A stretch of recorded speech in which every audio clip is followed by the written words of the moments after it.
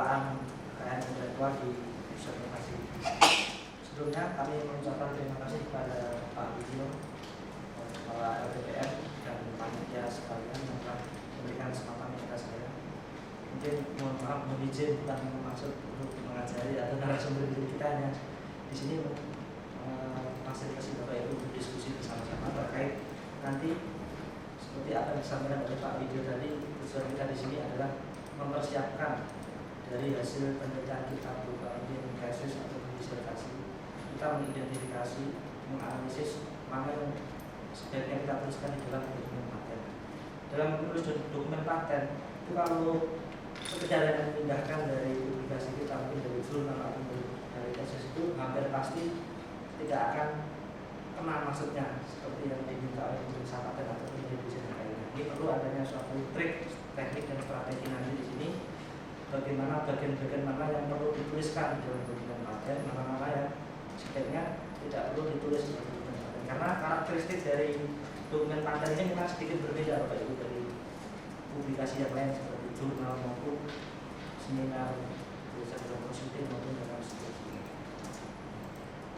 Pada kesempatan ini saya coba bagi menjadi 4 bagian. Nanti yang pertama kita coba bersama-sama dulu nanti persepsi kita, pemahaman kita terkait HKI secara umum dulu.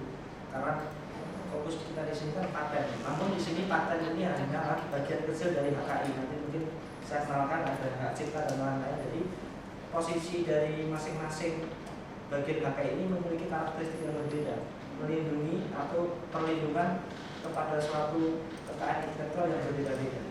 Kemudian setelah kita menyamakan persepsi terkait HKI secara umum, kita akan sama-sama diskusi bagaimana itu standar format standar dari dokumen paten, dari judul sampai abstrak.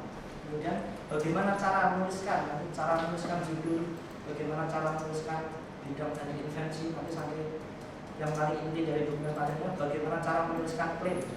Ini yang paling penting, nanti ada trik-trik tertentu bagaimana kita menuliskan dari invensi kita itu menjadi suatu klaim yang tepat, tidak yang benar dalam menuliskan tapi juga tepat dalam menuliskan. Kemudian mencoba untuk bagaimana kita menuliskan suatu gambar. Jika ada nanti invensi kita perlu ada gambar, kita perlu tuliskan gambar. Namun jika tidak perlu ada gambar. Kemudian yang terakhir, nanti kita akan spesifik lagi, kita akan bahas lebih mendalam terkait dengan klaim. Yang pertama itu adalah kita ketahui bahwa kekayaan intelektual itu merupakan suatu produk hasil kreasi, hasil ide dari setiap orang atau mungkin kelompok. Nah, dalam Undang-Undang Republik Indonesia itu hasil KI atau pemikiran itu dibagi menjadi 7 bagian. Kemudian untuk ilmu pengetahuan, seni, ekspresi budaya tradisional dan sastra itu masuk ke dalam hak cipta. Jadi fitur selain ilmu pengetahuan, seni, sastra, ekspresi budaya tradisional itu tidak masuk dalam hak cipta.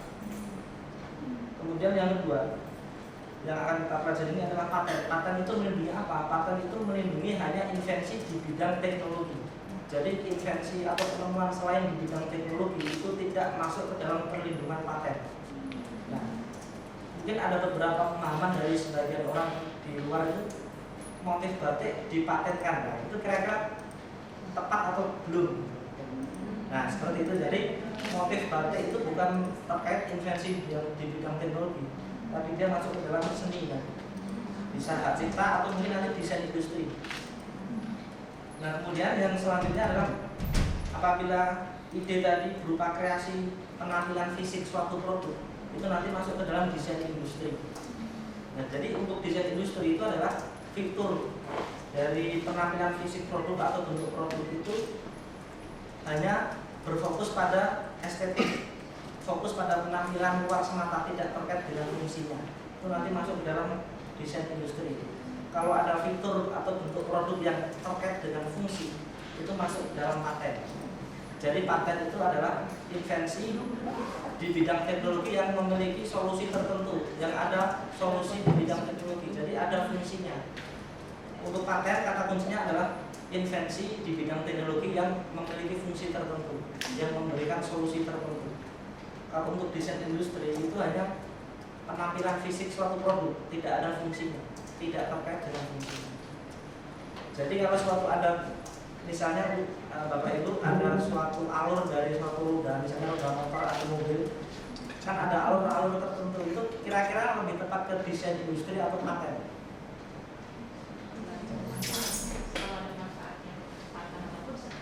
Nah, betul sekali. Ini Ibu siapa Bu? Aini. Nah, Ibu Aini sudah fasih sekali nah, kurang lebih seperti itu. Jadi kalau alur dari suatu roda tadi dia misalnya memiliki daya gesekan sekian, nah itu ada fungsinya. Mungkin itu teknologi itu bisa, mungkin dari produsen ban itu dimasukkan ke dalam paten. Tapi kalau hanya dia membuat alur itu hanya untuk biar bagus, biar menarik, biar lebih laku, nah itu nanti masuk ke ranah dari desain industri. Kemudian kalau kita membuat suatu kreasi tanda yang hanya membedakan produk, barang atau jasa, jadi tanda ini hanya untuk membedakan ini produk siapa, ini produk apa. Nah, tanda ini bisa berupa gambar, bisa berupa angka atau kombinasi warna, angka, huruf dan lain sebagainya, itu masuk ke dalam merek. Jadi tanda bisa berupa kombinasi angka, huruf, warna dan lain-lain yang menjadi tanda pembeda. Kata fungsinya adalah tanda pembeda dari suatu produk, barang ataupun produk jasa. Itu masuk ke dalam merek. Kemudian contoh bagian yang lain adalah desain tata letak sirkuit terpadu. Dia melindungi adalah tata letak dari elemen semikonduktor. Misalnya dalam suatu produk handphone itu kan ada produk IC, ada transistor. Nah, tata letak dari elemen-elemen tadi itulah yang bisa dimasukkan ke dalam perlindungan desain tata letak sirkuit terpadu. Nah, kemudian kalau kita ada Bapak Ibu yang bisa menghasilkan suatu varietas tanaman hasil dari kegiatan pemuliaan, persilangan atau mutasi ataupun yang lain, itu masuk varietas yang dihasilkan tadi itu masuk ke dalam bisa dilindungi dari perlindungan varietas tanaman. Nah, kalau untuk paten tadi invensi terkait teknologi.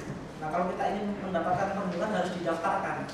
Nah, tapi kalau kita tidak ingin mendaftarkan, itu Ibu bisa memilih ke dalam rahasia dagang. Jadi penelitian kita, kalau kita ini laku keras ini, biar tidak mudah ditiru. Kalau paten kan harus ditulis dan dipublikasi, kita mendapatkan perlindungan. Nah, namun kalau Bapak Ibu tidak mau memilih paten, itu bisa masuk ke dalam rahasia dagang. Namun ada kelemahannya juga kalau dalam rahasia dagang, perlindungannya adalah sejauh Bapak Ibu bisa menjaga itu teknologi.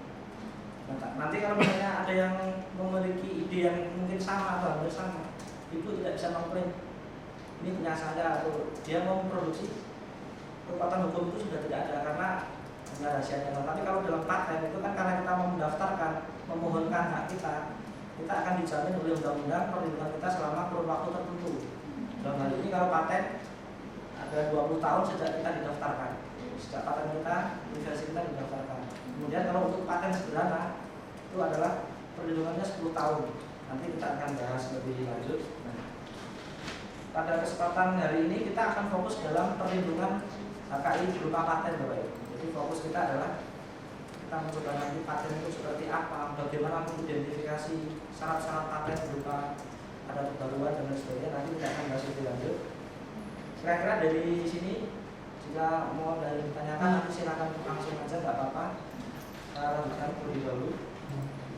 Jadi Bapak Ibu, untuk paten memang ada beberapa syarat yang harus dipenuhi, Bapak Ibu. Jadi kalau kita mempublikasikan invensi kita atau hasil penelitian kita dalam jurnal maupun dalam publikasi yang lain, itu mungkin tidak akan diperiksa syarat-syarat dalam seperti dalam paten. Yang pertama adalah kebaruan. Jadi invensi yang mendapatkan paten itu harus memiliki syarat kebaruan. Kebaruan itu seperti apa? Jadi pada saat invensi Bapak Ibu didaftarkan itu belum pernah ada invensi yang terkait atau dokumen terkait yang didaftarkan sebelumnya atau dipublikasikan sebelumnya. Kemudian jika dilihat dari publikasi, kebaruan itu adalah maksimal 6 bulan setelah publikasi invensi Bapak Ibu. Misalnya publikasi ini dalam bentuk apa? Orasi ilmiah, tesis, disertasi, skripsi, prosiding maupun jurnal. Jadi orasi ilmiah dari Bapak Ibu itu bisa sebagai pembanding dari invensi Bapak Ibu sendiri. Nah, diberi waktu maksimal adalah 6 bulan setelah diumumkan, itu harus segera didaftarkan jika tidak dianggap sudah menjadi public domain. Dengan catatan ini Bapak Ibu, jadi apa yang diumumkan tadi itu sama dengan apa yang menjadi yang diklaim yang didaftarkan paten. Nah, seperti yang disampaikan Pak Wijo tadi, sejauh Bapak Ibu bisa menambahkan ada pembeda dengan yang sudah diumumkan, itu tidak dianggap itu sudah tidak baru. Jadi masih dianggap kemungkinan masih ada kebaruan. Jadi dengan catatan tadi, jika fitur-fitur penting misalnya dari produk atau proses atau metode itu sudah sama yang dengan yang telah diumumkan sebelumnya, itu maksimal kebaruannya adalah 6 bulan.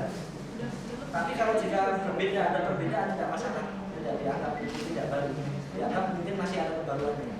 Kira-kira bisa diterima yang syarat pertama kebaruan. Nah, kemudian syarat yang kedua adalah langkah inventif atau inventive step. Jadi invensi Bapak Ibu itu merupakan solusi, memberikan solusi yang dalam oleh orang yang ahli di bidangnya, dalam hal ini pemeriksa paten ataupun penulis paten itu tidak mudah diduga. Nanti seperti apa yang tidak mudah diduga oleh orang yang ahli di bidangnya, nanti kita akan bahas Bapak Ibu. Kemudian tentu dapat diterapkan dalam industri. Di sini dapat diterapkan dalam industri ini tidak harus dipakai oleh industri atau harus dapat diproduksi massal. Jadi dalam diterapkan dalam industri ini adalah secara metode ilmiah itu bisa dilakukan. Jadi gampangnya adalah ini sudah memenuhi kaidah penelitian ilmiah, metode ilmiah. Jadi tidak harus diproduksi massal atau diproduksi oleh industri tertentu. Ketiga syarat nanti kita akan bahas lagi, kita akan perdalam lagi. Barunya ini ada contoh-contohnya. Kemudian karakter paten tadi Bapak Ibu, jadi Bapak Ibu jika ingin mendapatkan perlindungan paten itu harus didaftarkan. Tanpa ada pendaftaran Bapak Ibu tidak akan mendapatkan perlindungan. Kemudian dalam paten itu bukan siapa yang paling dulu menemukan Bapak Ibu, tapi siapa yang paling dulu mendaftarkan. Jadi yang dilindungi adalah pihak atau orang atau pihak atau pemohon yang pertama kali mendaftarkan.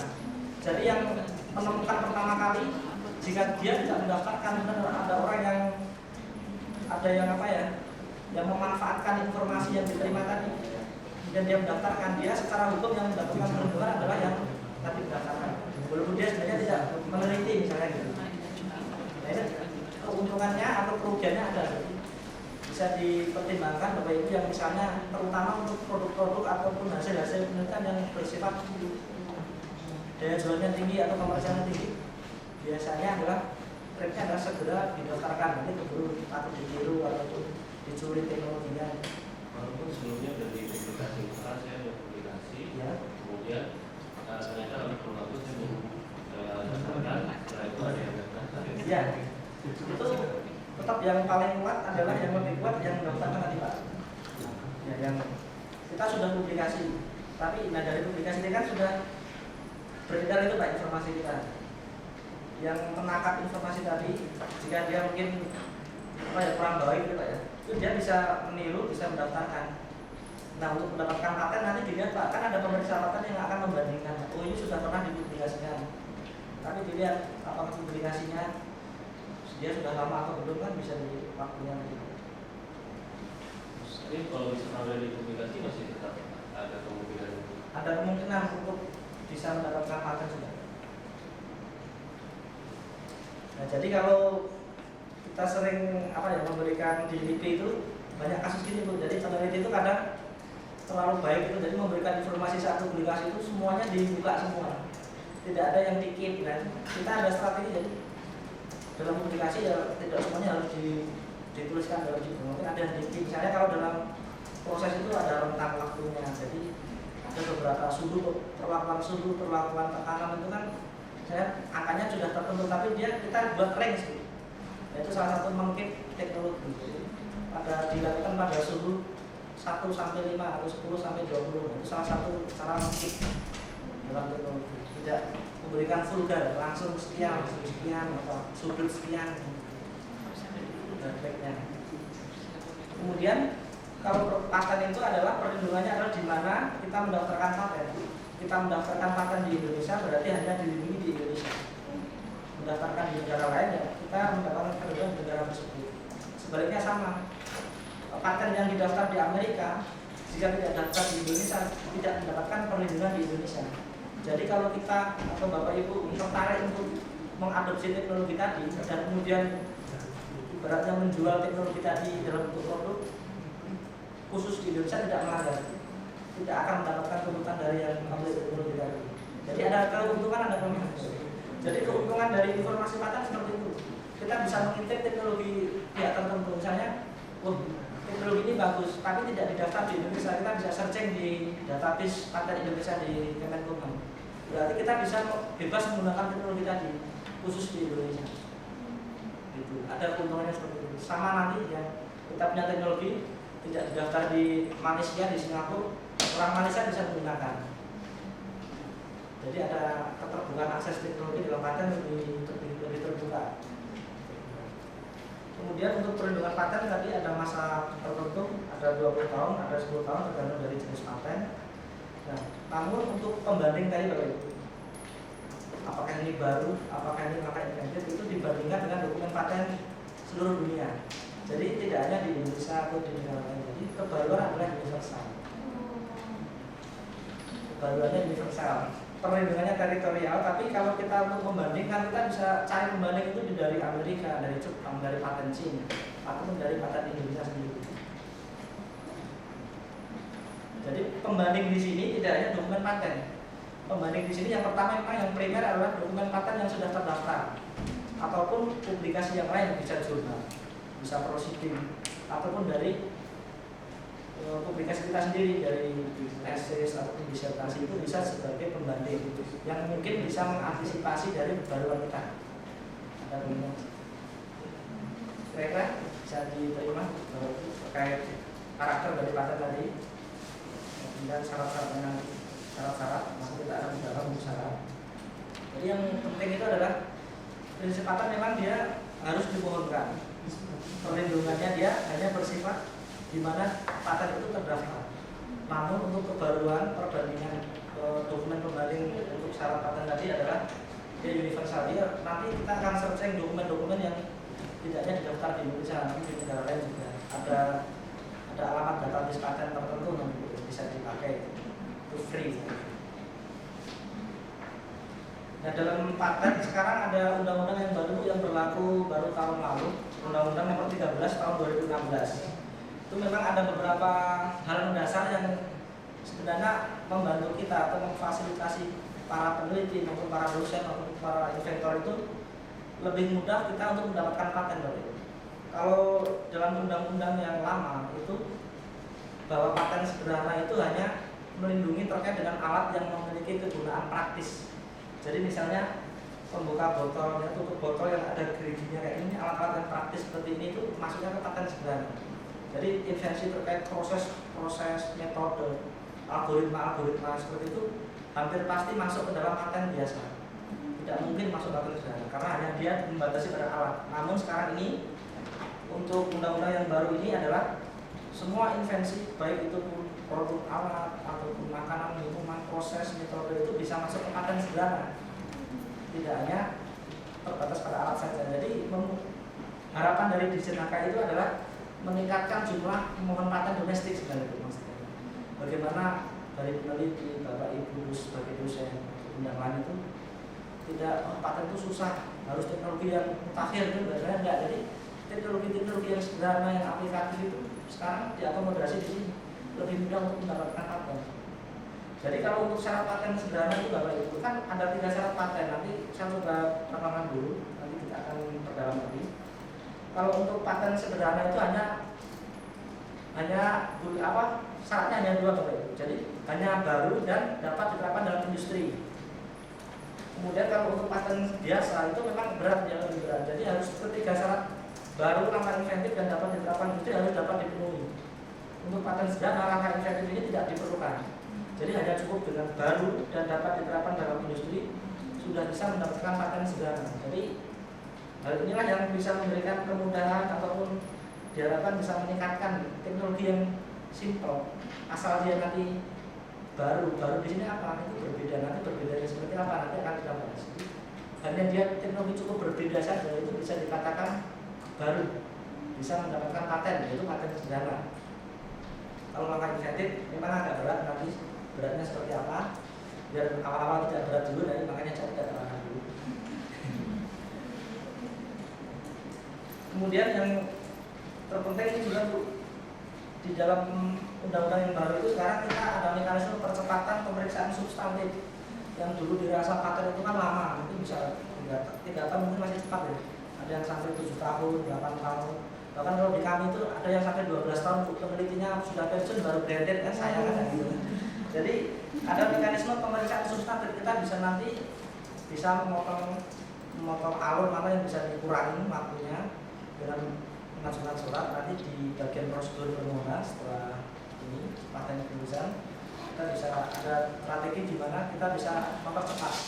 Jadi diharapkan maksimal 3 tahun itu sudah bisa mendapatkan putusan, apakah itu diterima, granted ataupun ditolak. Kira-kira dari awal ada yang mau didiskusikan atau dilanjutkan dulu? Lanjutkan dulu. Ini kira-kira bisa memahami atau keder gitu ya? Mudah-mudahan bisa. Ini kan tidak terlalu sulit ya mudah-mudahan. Jadi kita sama-sama belajar di sini pemahaman terkait paten. Nah, kita masuk ke syarat paten yang pertama tadi Bapak Ibu, yang dikatakan baru itu seperti apa? Nah, yang pertama kan baru itu terhitung dari tanggal penerimaan. Jadi saat hari ini kita mendaftarkan paten, invensi atau klaim yang nanti kita akan daftarkan itu belum sama atau tidak sama dengan fitur-fitur penting yang sudah pernah ada sebelumnya atau yang sudah pernah didaftar sebelumnya. Itu sangat baru. Namun jika ada perbedaan di situ dengan yang sudah ada sebelumnya atau yang sudah didaftar, itu masih bisa dijelaskan kembali. Sebagai contoh seperti ini Bapak Ibu, ada kita memiliki invensi yang sebagian kiri, ada invensi itu fitur-fitur apa saja yang diklaim bisa, misalnya adalah tahap-tahapan suatu proses atau suatu algoritma dan sebagainya. Bisa pakai contoh algoritma yang seperti yang Bapak Ibu sampaikan ke saya itu yang diberikan disertasinya itu. Karena saya recorder untuk mendeteksi betul ada tahapan A, B, C sampai D. Kemudian dari hasil searching kita menemukan 3 dokumen pembanding terdekat, ada D1, ada D2 dan D3. Nah, di dalam dokumen D1 yang centangnya berarti yang A, B, C itu sudah sama dengan D1. Yang sudah ada. Yang D ternyata belum ada. Kemudian yang D2, A, B sudah ada. Yang C belum ada. Kemudian di tahap yang D itu sudah ada. Kalau yang D3 itu A, B, C, D sudah terantisipasi, sudah ada. Nah, kalau kita bandingkan dengan dokumen 3 atau dokumen pembanding 3, berarti invensi kita sudah tidak baru, sudah sama semua kan, sudah ada yang ternyata sudah sama. Di D2 masih ada satu yang belum ada di D2, kemudian di D1 juga masih ada satu.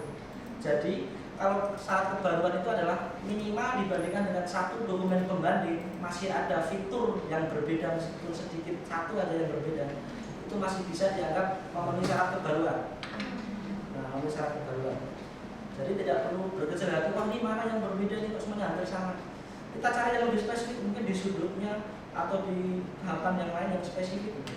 Oh ini dia nggak sama ya, tapi kita masih menganggap itu sebagai syarat kebaruan, masih bisa diterima. Meskipun di dokumen yang lain dia sudah terantisipasi, sudah sama-sama.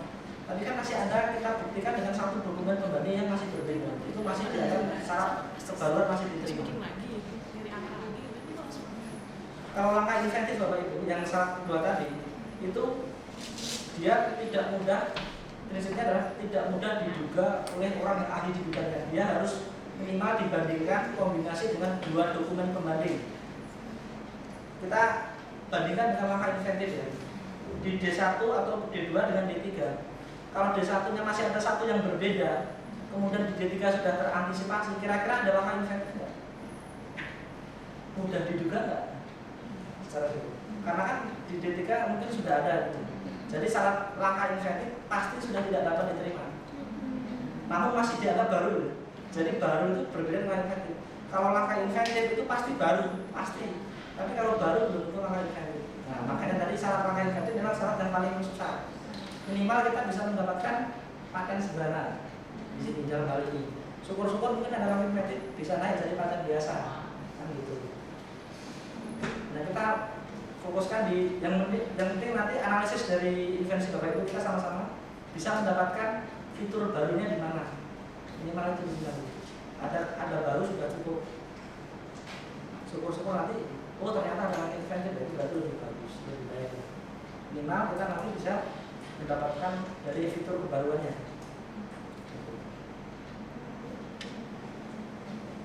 Gimana Bapak Ibu, lanjut atau lanjutkan dulu?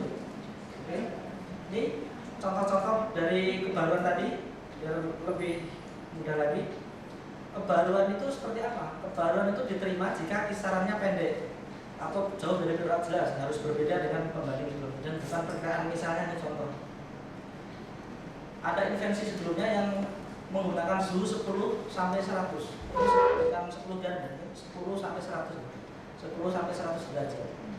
Kemudian invensi kita itu mengklaim pada suhu antara 40 sampai 45. Yang klaim B, contoh yang B itu adalah suhu 20 sampai 90. Nah, kira-kira yang dapat diterima, yang masih dianggap baru tadi, baruan tadi contohnya adalah kebaruan itu masih diterima jika kisarannya pendek, jauh dari periode A, jauh dari yang sudah dari pembanding. Dan secara ilmiah itu ini bukan perkiraan, hanya mengada-ada. Kira-kira dari yang contoh klaim A dan B, yang tepat, lebih tepat adalah yang sudah jempol ke atas. Ya, jadi kalau ada yang mengklaim 10 sampai 100, kita mengklaim lagi 40 sampai 45, itu masih dianggap itu adalah baru. Karena dia kisarannya kita lebih pendek, lebih spesifik, dan itu jauh dari periode 10 dan 100. Tapi kalau kita menuliskannya 20-90, itu masih dianggap dalam range antara 10 dan 90 tadi, masih dekat dengan pembanding. Yang ketiga dulu. Kemudian kalau yang dianggap baru itu adalah yang spesifik, itu dianggap lebih baru dibanding dengan yang umum. Misalnya adalah suatu produk yang terbuat dari logam.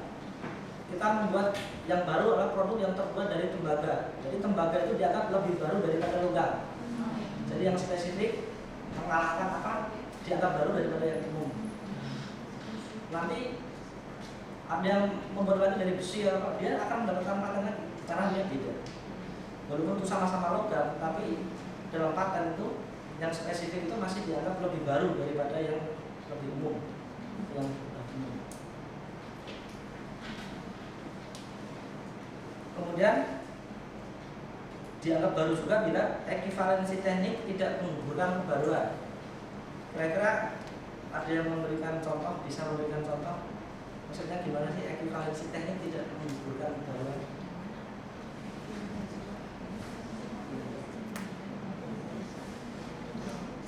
Misalnya gini Bu, kita ingin mendeteksi suatu penyakit. Kan deteksi suatu penyakit itu mungkin kanker serviks. Kita ada deteksinya, sudah ada protokol yang sudah baku Bapak Ibu. Bapak Ibu bisa membelokkan itu, maksudnya sama. Tapi ada tambahan dari protokol tadi, itu dianggap tidak menggugurkan kebaruan. Meskipun sama-sama ingin itu sebagai deteksi saja. Keran biasanya dibuka kemana? Ya contoh yang gampang. Keran itu kalau kita membuka keran air biasanya dibuka ke arah mana? Kiri atau kanan? Kalau mengamati itu sudah umum. Bukanya buka ke kanan. Kalau ada kita produk keran dan bisa dibuka, kalau dibuka ke produk ke kiri itu juga dianggap baru. Dianggap itu baru. Sama-sama ini membuka air aja kan intinya kan. Tapi ini dapat paten, mungkin ini contoh gampang aja. Ini sudah dapat paten. Jadi tekniknya sama tapi caranya berbeda, itu dianggap masih ada kebaruan, syarat kebaruan. Syarat kebaruan yang pertama masih dianggap diterima. Ya silakan Bu. Kalau yang beda penyakit itu gimana? Yang tadi kan metodenya mungkin ada perbedaan. Ya. Kalau ini metodenya sama tapi Beda beda penyakit. Nah itu terus sekali. Masih dianggap ekivalensi tadi tidak berkebaruan. Jadi metode sama, aplikasinya berbeda, itu masih dianggap baru. Ada penggunaan yang baru juga. Ya, terus sekali. Kemudian obat dengan komposisi ABCD itu digunakan sebagai obat penurun panas. Nah, kemudian ABCD ini sebenarnya bisa untuk penurun hipertensi. Itu masih mendapatkan paten lagi. Ya. Apalagi dirubah komposisinya itu akan lebih mendapatkan lagi pasti. kebaruan sudah bisa diterima ya. Oke, lanjutkan. Nah ini memang langkah inventif Bapak Ibu. Langkah inventif ini memang bersifat subjektif. Kalau yang baru tadi kan objektif. Kalau ada dokumen yang ada, itu pasti sudah terantisipasi. Kalau belum ada yang berbeda, masih bisa diterima. Itu kan objektif. Tapi kalau langkah inventif ini memang subjektif. Jadi tergantung siapa pemeriksanya atau yang ahli di bidangnya. Kalau menurut ahli di bidangnya, dalam hal ini nanti pemeriksa paten menganggap bahwa teknologi ini tidak mudah diduga atau ada hal atau fungsi yang dia antisipasinya ada apa ya? Ini ternyata ada memiliki fungsi seperti ini ya, dia dianggap langkah inventif. Oh ini kan udah biasa seperti ini sudah bisa diduga, kata pemeriksa paten misalnya. Nah itu biasanya sudah tidak memenuhi syarat langkah inventif. Nah, ini contoh Bapak Ibu. Contoh yang ini kita dengan sengaja kami membuat contoh yang mudah-mudah. Jadi nanti untuk aplikasi itu saja. Jadi kalau dari penelitian Bayu kan jelas rumit-rumit ya. Nanti kita yang mudah-mudah dulu aja contoh-contohnya bisa diklarifikasikan nanti ya. Ada pensil, dia tanpa pakai penghapus ya Bapak Ibu ya. Kemudian ada penghapus yang terpisah. Nah kemudian kita kalau ingin menghapuskan harus mengambil. Bagaimana kalau kita ingin membuat sekalian ya kata penghapusnya. Ini yang kedua, yang versi yang pertama tadi kan ada pensil dan penghapus yang terpisah. Nah kemudian yang ketiga, saya ingin bikin pensil yang bisa ditekuk, jadi bisa dimasukkan ke saku. Sekarang kira-kira memenuhi kebaruan ataupun langkah inventif yang mana? Pembandingnya yang pertama tadi ada pensil sama penghapus saja. Kemudian invensi yang kita itu gabungin, kemudian ada invensi lagi yang bisa dimasukkan ke saku. Teknologi selama ini kan ada pensil yang keras seperti ini kan, ternyata bisa lentur masuk ke saku. Nah kira-kira baru langkah inventifnya gimana? Ini yang kedua ini baru karena apa? Langkah inventif karena apa? Waduh, mati kamera nih. Bisa berpendapat. Yang kedua baru karena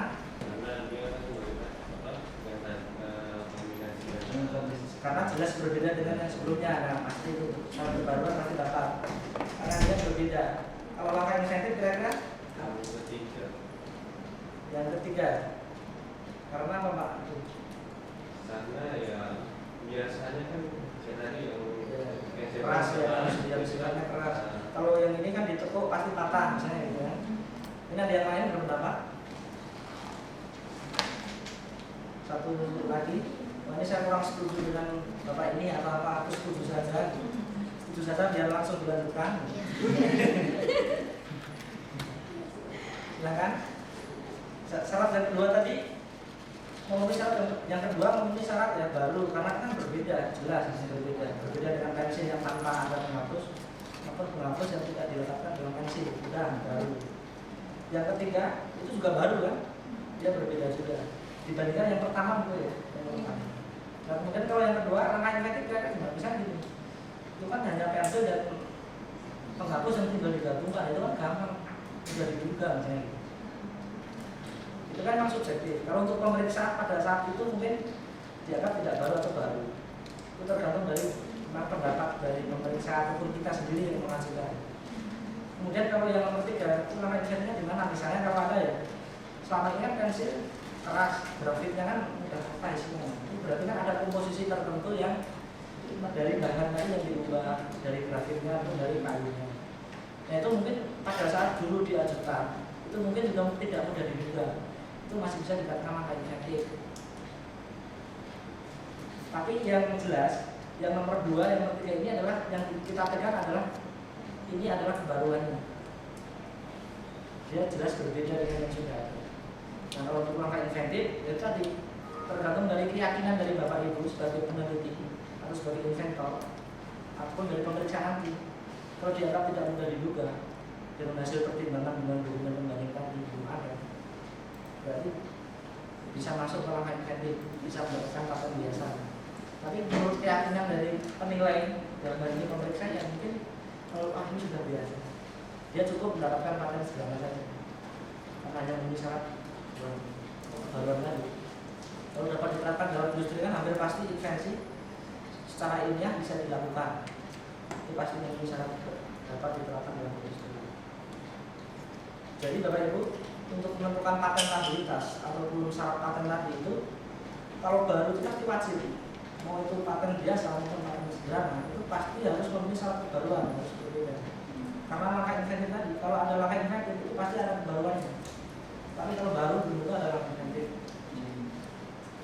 Kemudian dapat diterapkan dalam industri di sini. Tidak semata-mata hanya teori, tapi bisa dilakukan dalam lab, minimal dalam lab. Jadi di sini kalau untuk paten biasa yang perlindungan 20 tahun tadi, itu ketiga syarat harus terpenuhi: kebaruan, langkah inventif, dan dapat diterapkan dalam industri. Tapi untuk khusus paten sederhana cukup 2 Bapak Ibu. Jadi cukup dia bersifat baru dan dapat diterapkan dalam industri. Ini sudah sesuai dengan Undang-Undang Nomor 13 yang baru Bapak. Kalau yang dulu itu memang berbeda. Sekarang paten sederhana kita perluas, bisa produk, proses, metode, dan cukup dengan 2 syarat, yaitu baru dan dapat diterapkan dalam industri. Terkait dengan paten, syarat-syarat paten, sebelum kita masuk ke teknis praktek bagaimana kita menuliskan dokumen paten, kira-kira ada yang perlu didiskusikan di sini? Silakan Bapak Ibu. Sebelum kita masuk ke lebih jauh lebih praktis terkait cara penulisan dokumen paten, penyusunan dokumen.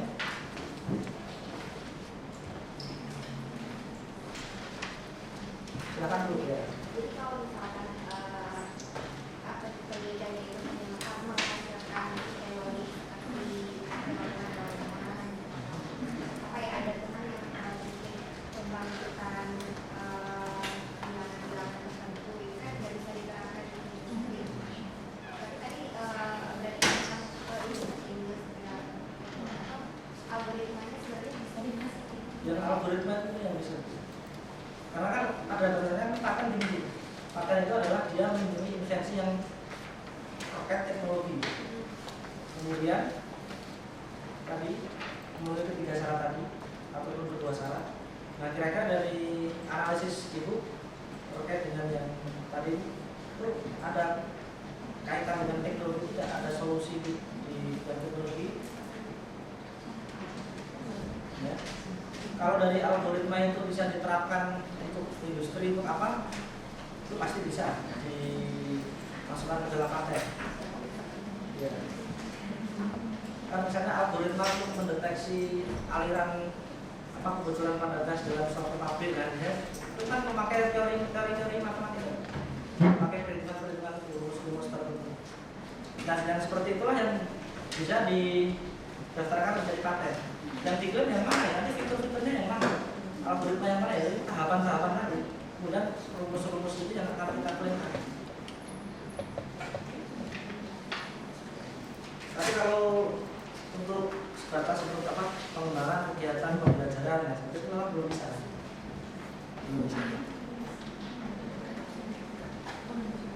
Ya, tapi dicobanya bisa diarahkan ke ini tadi. Kalau di aplikasinya itu pasti bisa dikoordinasikan. Selamat datang Pak. Saya langsung masuknya dari itu ya, nanti bisa di awal disesuaikan.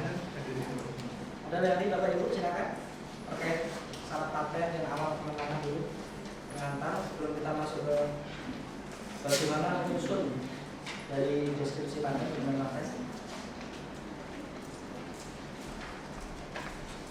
Saya lanjutkan dulu mungkin. Sambil jalan, silakan kalau ada pertanyaan.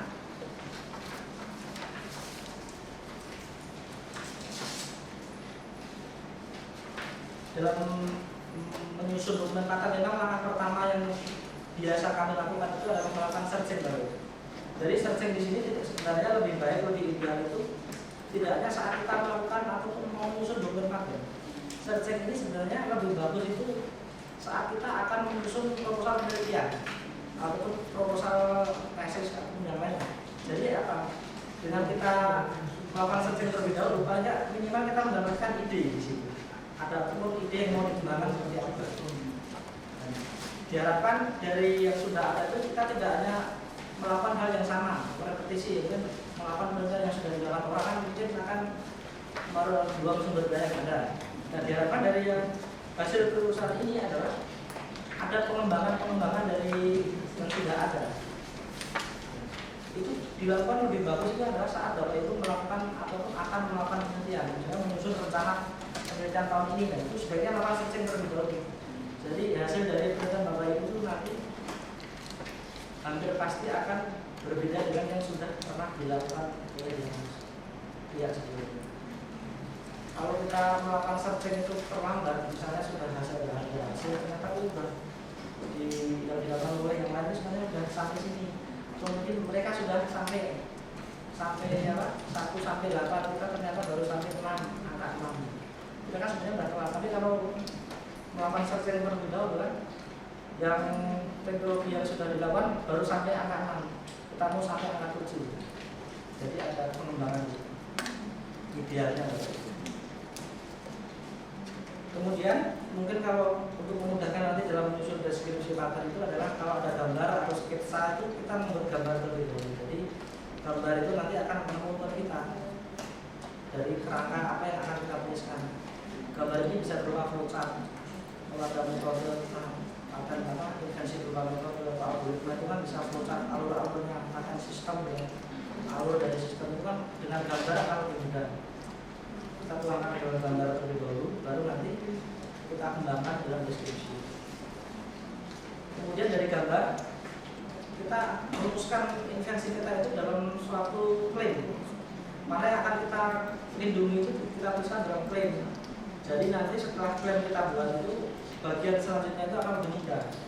Bagian yang selanjutnya itu kita anggap sebagai yang pendukung saja, sebagai aksesoris. Kalau pokok ada di dalam gambar dan klaim. Kalau kita menuliskan klaim, merumuskannya sudah pas dari hasil penelitian kita itu judul, bidang teknik maupun uraian lengkap itu tinggal menguraikan, menjelaskan apa yang kita klaimkan saja. Kalau begitu. Nah, selanjutnya nanti baru ke tahapan deskripsi yang berikutnya. Nanti kita akan ulas satu persatu di dalam slide berikutnya. Nah, dalam deskripsi paten itu ada bagian yang baku yang sudah ditetapkan oleh dosen HKI. Yang pertama nanti ada judul invensi, bidang teknik invensi, kemudian latar belakang invensi, ringkasan invensi atau uraian singkat invensi, kemudian uraian singkat gambar jika ada gambar, namun jika tidak wajib menggunakan gambar, kemudian uraian lengkap invensi itu nanti masuk ke dalam bagian deskripsi, ya, disebut sebagai bagian deskripsi. Selanjutnya adalah kita setelah uraian lengkap invensi di halaman berikutnya itu adalah kita menuliskan klaimnya. Klaim, setelah halaman klaim nanti kita menuliskan abstrak dari ringkasan dari keseluruhan tadi deskripsi dan nanti kita tuliskan dalam abstrak. Nah, setelah abstrak itu ada lampiran gambar, jika ada gambar kita lampirkan. Nah, kita akan bahas satu persatu. Ini untuk format standar dokumen paten yang sudah granted Bapak Ibu. Ada di sini nomor ID di sini, nomor sertifikat dari paten. Juga ada judul dan ada abstrak. Tapi kalau kita ingin mengajukan dokumen paten, kita tidak akan melakukan seperti ini kan kalau sudah granted saja. Tidak perlu. Nah, di sini Bapak Ibu. Ini yang format standar dokumen yang kalau kita ingin mengajukan. Jadi kalau dalam paten itu halaman kita bahas satu persatu ada detail. Nanti sambil praktek akan berbeda. Jadi halaman ditulis di tengah. Halaman 1, halaman 2 itu adalah di tengah bagian atas. Kalau ada nanti bagian kanan, bagian bawah itu biasanya akan dikembalikan lagi oleh pemeriksa dari administrasi di HKI. Tidak memenuhi persyaratan formalitas istilahnya. Jadi akan diperiksa detail. Dari formatnya saja akan diperiksa. Kalau substansi nanti kan akan diperiksa di dalam tahapan pemeriksaan substansi, ini baru formilnya saja. Kemudian di bawahnya ada tulisannya deskripsi, Bapak Ibu di situ. Deskripsi di tengah ada dua tipe di sini. Kalau deskripsi tanpa di huruf tebal itu di garis bawah. Tapi kalau sudah di huruf tebal, sudah di bold, tidak perlu di garis bawah. Karena nggak detailnya dari desain lain. Kemudian setelah itu adalah bagian judul. Jadi judul ditulis dalam huruf kapital. Semua kata ditulis dalam huruf kapital. Kalau masih belum dalam huruf kapital, dikembalikan untuk diperbaiki kembali. Kemudian untuk layoutnya untuk kertas Untuk margin, kalau untuk atas itu adalah 2 cm maksimal 4 cm. Dan di bagian bawah, margin bawah itu 2 cm maksimal 3. Yang kiri minimal 2,5 maksimal 4. Yang kanan minimal 2 maksimal 3. Ini juga perlu diperhatikan Bapak Ibu. Kemudian untuk hurufnya kita yang sudah standar dari desain yang misalnya desain Hakai adalah yang Courier New, tipe Courier New. Fontnya yang ukurannya yang 12. Dari judul maupun isinya, dari deskripsi, judul, klaim apapun itu adalah ukurannya adalah 12. Jadi satu ukuran 12. Tapi nanti misalnya ada tabel di dalam laptop, ada tabel, dia kan banyak ini besar gitu, bisa dikecilin menjadi ukuran 10 atau 11 bisa disesuaikan. Tapi secara umum ukuran huruf adalah diusahakan 12. Spasinya semuanya adalah 1,5 spasi. Ukuran kertas adalah A4. Kemudian kita menggunakan di print nanti setelah kita menuliskan dokumen, kita print dengan kertas HVS untuk deskripsi sampai abstrak. Dari judul sampai abstrak itu adalah A4, beratnya 80 GSM. Kemudian untuk gambar itu adalah yang 100 GSM, agak lebih tebal dikit. Untuk gambar itu juga kalau nanti gambarnya ukurannya 80, kemudian deskripsinya 70 itu juga akan dikembalikan lagi. Jadi ini format ini mau diperhatikan kita semua, agak detail. Jadi dari penulisan halaman, penulisan huruf, margin, kemudian ini huruf mau diperhatikan. Kemudian di dalam ini Bapak Ibu, ini ada line number seperti ini Bapak Ibu. Nanti mohon di bagian MS itu nanti ada format line number. Jadi setiap baris kelima nanti akan muncul. Jadi 5, 10, 15 sampai 35 nanti di halaman berikutnya akan mulai lagi dari baris 5, baris 10 di format line number. Jadi line number setiap halaman tidak dilanjutkan nanti dari 5, 10 sampai 35. Nanti di halaman berikutnya itu akan mulai lagi dari angka 5. Itu sudah ada formatnya di MS Word, ada pengaturannya di line number. Nah ini fungsinya apa di ada nomor baris ini? Ini fungsinya untuk kita mempermudah dalam penelusuran jika terjadi kesalahan ketik. Pada halaman 2 baris nomor 26 terjadi kesalahan pengetikan, mohon diperbaiki. Nah kita akan lebih mudah mencari.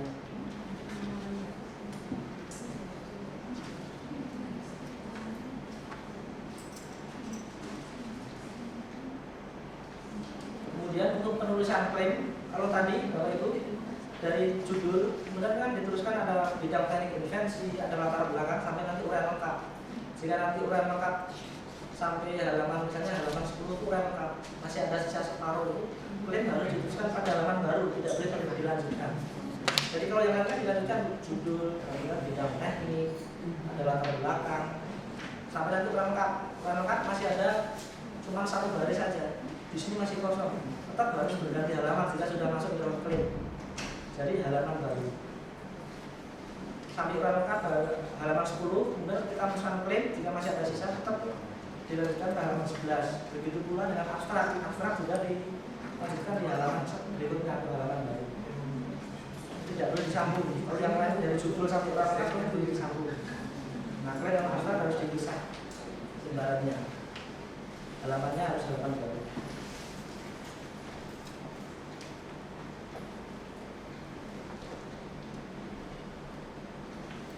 Kemudian untuk gambar, kita panggilan gambar ini sebagai contoh, misalnya ini contoh dari paten terkait metode atau algoritma tertentu itu, kita cukup buat seperti ini aja bagian alirnya tanpa perlu ada keterangannya, cukup dengan notasi aja. Jadi angka 1, angka 20, dan di lampiran hanya gambar 1. Nanti kan di keterangan gambar itu akan dituliskan di uraian singkat gambar. Gambar 1 adalah alur dari ini, gambar 1 adalah produk penampang melintang dari alat penghancur apa misalnya. Jadi di lampiran gambar cukup angka, nanti angka kita akan jelaskan di uraian konvensi. Jadi angka 1 itu apa, angka 2 itu apa. Di lampiran gambar cukup gambar dan dituliskan gambar 1 atau gambar 2. Gambar di sini tidak harus gambar di dalam ditulis dalam komputer. Kalaupun mengalami kesusahan atau misalnya ini adalah inventornya perseorangan yang dari UKM itu, gambar alat boleh dituliskan dalam tulisan tangan di pulpen juga boleh diperbolehkan masuk. Tidak harus dengan program yang tertentu di komputer, jadi boleh ditulis tangan gambar.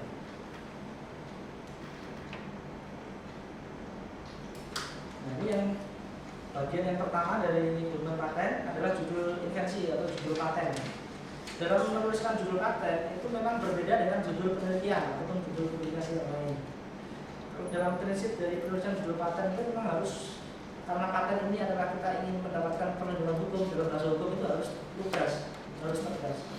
Tidak boleh ada beberapa penafsiran, dari langsung saja masuk ke dalam invensi Bapak Ibu. Kalau invensi Bapak Ibu itu terkait misalnya pengembangan metode pembuatan obat berbahan dasar minyak, cukup dalam dokumen paten, dalam judul paten tuliskan aja langsung metode pembuatan obat, dan tidak perlu ada kata-kata pengembangan. Pengembangan itu kan masih absurd ya, tidak pasti ya. Jadi langsung aja kalau Bapak Ibu menuliskan judul paten itu yang lugas, dicari apa, invensinya apa. Kalau produk ya langsung tuliskan produk, kalau proses ya proses gitu. Misalnya kalau produknya alat ya langsung aja tuliskan alat pendeteksi penyakit pada ini, atau alat penghancur jarum suntik sebagai contoh. Kemudian istilah-istilah dalam bahasa asing itu diusahakan dicarikan dalam padanan bahasa Indonesianya apa. Namun jika dirasa itu sulit atau akan merubah makna, itu masih ya silakan ditulis sesuai bahasa aslinya boleh. Tapi diusahakan jika memungkinkan tidak merubah suatu makna dari invensi kita, itu diusahakan dalam bahasa Indonesia. Maksudnya apa Bapak Ibu? Karena dalam paten ini yang kita akan tuju, yang membaca dokumen paten itu akan lebih banyak. Kalau publikasi yang lain seperti jurnal itu kan akan terbatas, mungkin dari kalangan akademisi maupun peneliti. Tapi kalau dalam paten yang membaca lebih banyak adalah masyarakat umum, khususnya industri. Industri ini kan membaca dokumen paten cukup mana yang mau saya kerjakan, yang mau saya beli teknologi apa. Kalau industri maupun masyarakat umum lebih mudah memahami, itu tentu akan membantu kita, invensi kita, untuk informasinya tersampaikan kepada yang lain. Jadi memang dalam paten ini akses yang membaca itu lebih banyak, jadi disarankan dalam bahasa Indonesia. Khusus paten yang kita daftarkan di Indonesia. Paten yang dari luar negeri yang didaftarkan di Indonesia itu pun juga harus wajib menggunakan bahasa Indonesia sesuai dengan bahasa di mana dia didaftarkan. Kemudian dalam judul tidak boleh memuat merek dagang. Misalnya alat untuk menakar citra gambar Fujitech. Jadi merek-merek kamera ataupun yang lain, yang merek-merek yang terkait dengan invensi kita itu tidak boleh, sebaiknya dihindari dalam penulisan judul. Kemudian penelitian yang dituliskan dalam judul paten itu tidak boleh memuat iklan dan pujian. Jadi kelebihan-kelebihan invensi kita, apa yang menjadi kelebihan dari apa yang kita patenkan ini, sebaiknya tidak dituliskan dalam judul. Nanti akan kita tuliskan di bagian yang lain, yaitu di bagian latar belakang. Misalnya suatu produk obat yang sangat manjur, tidak disarankan. Mungkin itu bagus. Produk yang kita patenkan ini adalah sangat manjur. Nah, itu tidak perlu dituliskan dalam judul. Nanti kita tuliskan di dalam latar belakang yang mengenai kita harus menuliskan kelebihan invensi kita. Tidak perlu di dalam judul. Kira-kira dari judul paten, bagaimana menggunakan judul paten, ada yang didiskusikan? Silakan. Terus sudah silakan dulu. Kalau misalkan memang tadi kan kalau bahasa Inggris yang bisa diubah, Yeah, gitu kan, yeah. misalkan takut berubah arti, Yeah. pakai apakah ada syarat-syarat yang harus dipenuhi? Ya, langsung aja dituliskan dulu. Tetap ditulis aja, Langsung saja nggak apa-apa. Nggak ada syarat harus Tidak ada, tidak ada. tetap harus ditulis miring atau bagaimana? Dituliskan miring ya, italik seperti dalam Sama ya. tulisan yang lainnya. Kemudian kalau nama spesies biasanya kan ditulis italik, yang huruf besar, huruf kapital kan yang di kata pertama, di kata pertama. Kalau untuk judul paten kan harus huruf kapital semua. Jadi kalau untuk misalnya ada nama spesies itu, dia harus dituliskan dalam huruf kapital semua, dari italik. Kalau ada dari bidang-bidang biologi atau hayati kan mungkin ada nama spesies, itu tetap aja di huruf kapital semua di italik. Kalau dalam publikasi yang lain kan tidak boleh kan, ada huruf kapital yang kata pertama saja kan. Kalau untuk paten disesuaikan. Nanti untuk penulisan berikutnya sama aja kaidahnya dengan yang sudah di publikasi yang lain. Jadi khusus untuk judul itu harus kapital semua. Nanti yang lain menyesuaikan sama.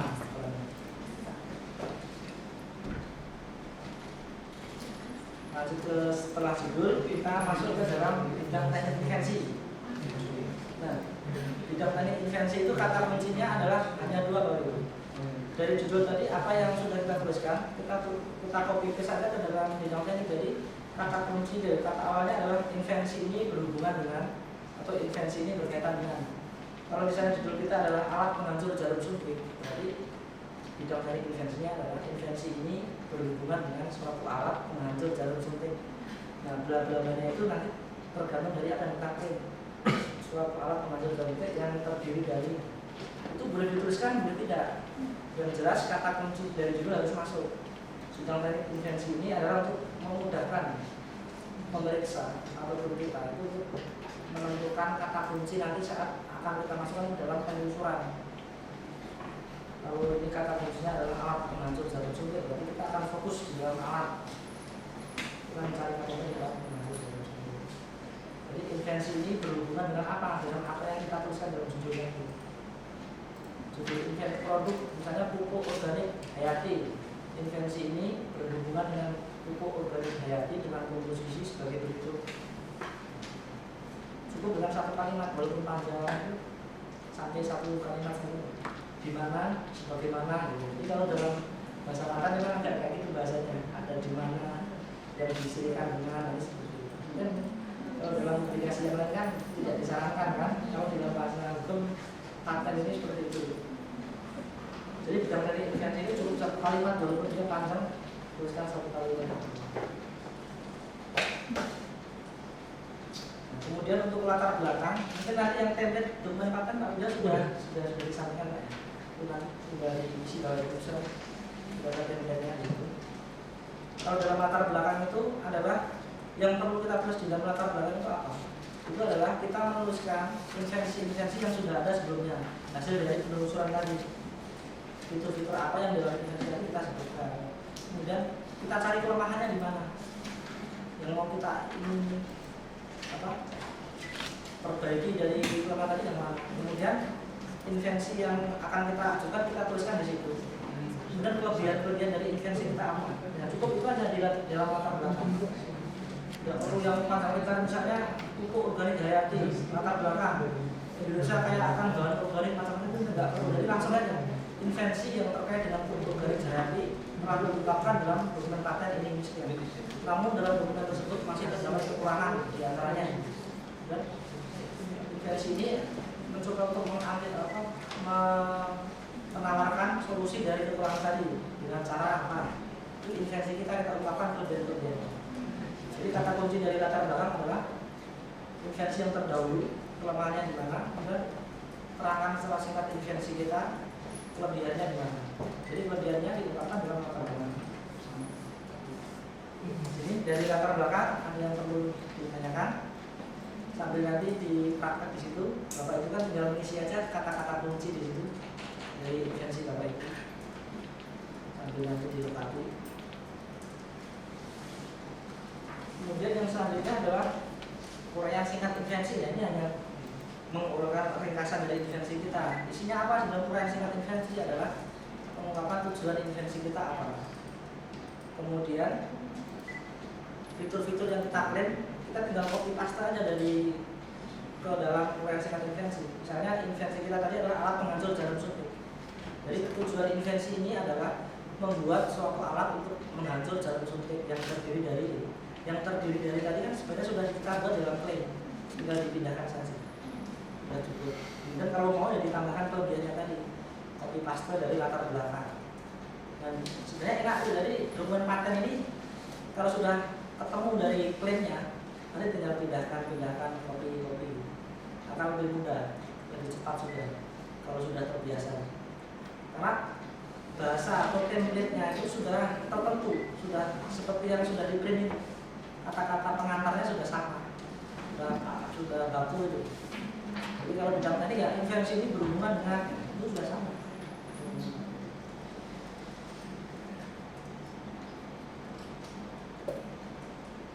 Uraian singkat gambar tadi menguraikan gambar 1 adalah apa, gambar 2 adalah apa, tergantung dari jumlah gambarnya. Nah, kalau uraian lengkap invensi ini adalah menguraikan atau menjelaskan secara luas atau secara komplit, secara lengkap dari apa yang kita klaimkan. Kalau kita klaim dari suatu produk alat penghancur jarum suntik, itu berarti alat tadi harus diuraikan secara lengkap, diuraikan bagaimana cara menggunakannya pun harus diuraikan, harus dituliskan di dalam uraian lengkap. Kalau misalnya proses untuk mendeteksi suatu penyakit, bagaimana proses itu dilakukan, itu diuraikan di dalam uraian lengkap invensi. Jadi kalau kita sudah menuliskan kerangkanya tadi, klaimnya apa yang kita klaim tinggal dijelaskan di dalam uraian lengkap. Jadi lebih enak kita akan menjelaskan. Kalau kita mengklaim suatu proses, kita cukup menerangkan proses, tidak perlu menerangkan yang lain. Kalau kita mengklaim suatu segel sepeda, kita hanya menjelaskan segelnya saja, tidak perlu menjelaskan rodanya ataupun pegangan sepeda, stangnya tidak perlu dijelaskan. Jadi dia lebih fokus. Kalau kata lebih enak, fokus ke produk, klaimnya produk, kita tuliskan produknya apa. Kalau produknya hanya berupa segel sepeda, analoginya adalah segel sepeda, cukup kita menjelaskan segelnya saja, tidak perlu menjelaskan sepeda secara keseluruhan. Jadi lebih simpel dalam berpengalaman. Dia fokus apa yang kita klaim, yaitu yang kita terangkan. Nah, abstrak ini hanya rangkuman dari tadi, dari penjelasan dari awal tadi, bidang klaimnya apa, invensi ini berhubungan dengan apa, kemudian sampai klaim ya. Kalau abstrak itu mudahnya adalah bidang teknik sama uraian singkat kita copy paste dalam abstrak, tinggal dirubah sedikit redaksinya sudah jadi abstrak. Jadi lebih gampang. Bidang teknik sama uraian singkat kita copy paste ke dalam sini, ke dalam abstrak. Tinggal diedit dikit aja. Jadi tidak perlu menuliskan apa yang kita tuliskan dalam abstrak. Jadi abstrak itu adalah ringkasan dari invensi tadi, berarti kita ambil aja dari uraian singkat. Kemudian ditambahkan dari bidang teknik sudah cukup. Dibatasi maksimal 200 kata. Jadi kalau lebih ini bisa dikurangi. Kalau kita kelebihan abstrak kita sudah daftarkan, nanti kita akan disuruh mengurangi. Jadi dari bidang teknik uraian singkat kita pindahkan saja dalam abstrak, lalu kita sedikit rubah redaksinya. Intinya hampir sama apa yang kita berikan tadi, tinggal dipindah. Kemudian dalam gambar tadi tinggal setelah abstrak, lampiran gambar tinggal digambarkan saja seperti ini tanpa ada keterangan, gambar 1 atau gambar 2. Sekarang gambar cukup dengan notasi, jadi nanti notasi angka 1, 2, 3 ini dijelaskan dengan di dalam uraian lengkap invensi. Bagaimana menuliskan klaim? Jadi klaim di sini adalah inti dari perlindungan, inti dari invensi yang akan kita ajukan perlindungannya. Jadi nyawa dari suatu ajuan paten invensi kita adalah apa yang kita klaimkan ini. Jadi paten itu tidak melindungi judul, tidak melindungi bidang teknik, tapi melindungi yang kita klaimkan saja. Judul paten mungkin banyak yang sama, tapi sejauh klaimnya berbeda, itu ya masing-masing memiliki paten sendiri. Pupuk organik cair misalnya, itu dalam dokumen paten ya hasilnya itu pasti sama, tapi dia berbedanya di dalam klaimnya. Jadi pemeriksa paten itu akan membandingkan apa yang kita tuliskan di dalam klaim, bukan membandingkan. Jadi apa yang kita nanti baru kita maka inventif itu dilihat dari klaimnya, apa yang kita klaimkan. Yang lain itu hanya sebagai aksesoris, hanya sebagai bentuk klaim. Jadi intinya adalah di dalam bagian klaim. Jadi kita nanti harus benar dan tepat di sini, benar dan tepat bagaimana menuliskan klaim.